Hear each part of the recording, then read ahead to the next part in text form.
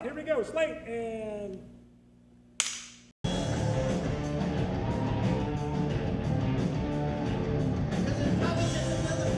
Live at the Charleston Music Hall is a show similar to something like Austin City Limits, but hopefully a little more hip, a little more today.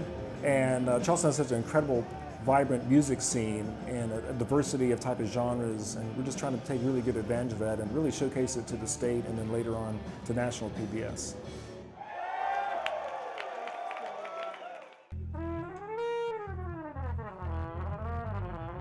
It's so exciting to work with Mark Bryan with his background with Hootie and the Blowfish, and here in town he's such an entrepreneur and philanthropist, and he's such a encourager for young talent.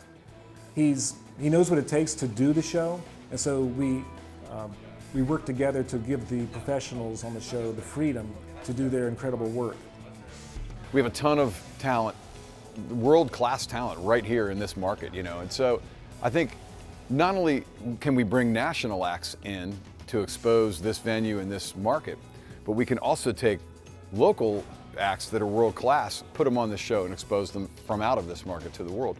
And so I think it's twofold. I think, you bring in a national act like Driving and Crying that everybody's heard of, people are going to pay attention to the show and then therefore pay attention to this venue and the Charleston market. Then they watch the next episode and it's Patrick Davis, who they never heard of, but then they might go buy a CD after that and spread the word. So I think it's kind of a twofold thing here where we can make a dent from both ends. I've lived in Nashville for about 15 years, and so I've written songs up there for a long, long time, and I've always told people there's a bevy of incredible artists in South Carolina that maybe you don't know about. There's just that haven't branched out and gone to the music meccas of whether it be Nashville or Austin or New York or LA or something.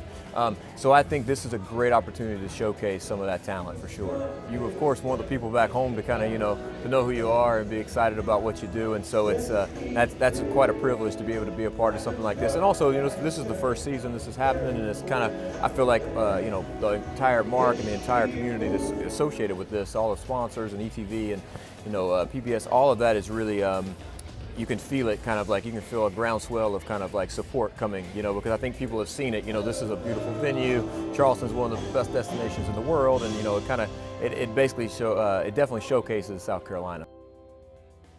Mark, Patrick Davis, interview, take one.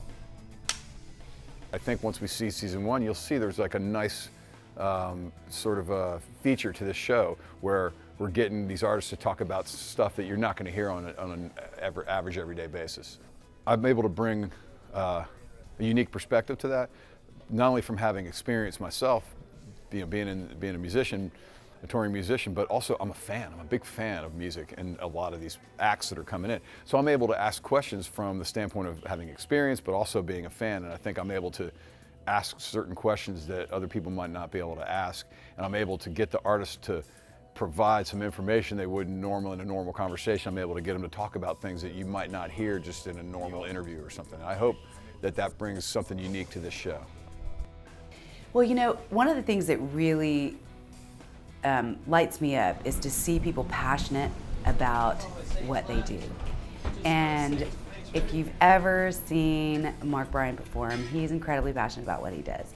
He's that passionate off stage as well. And as we talked about this and as things started to unfold for us, I knew that this was going to be something that could be incredibly beneficial to our city, to the local colleges, to our local crew folks, and I felt like this was really something that we should move forward with.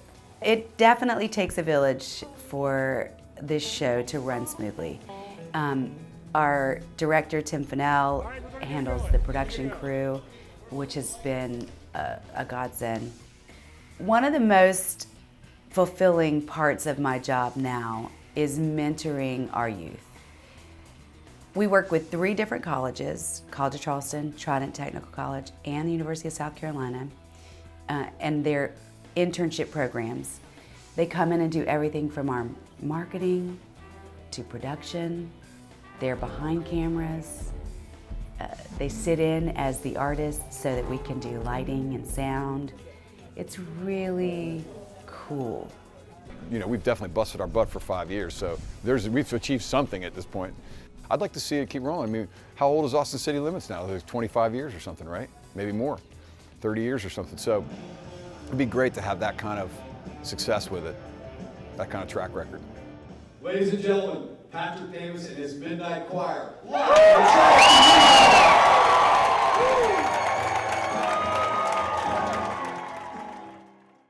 South Carolina ranks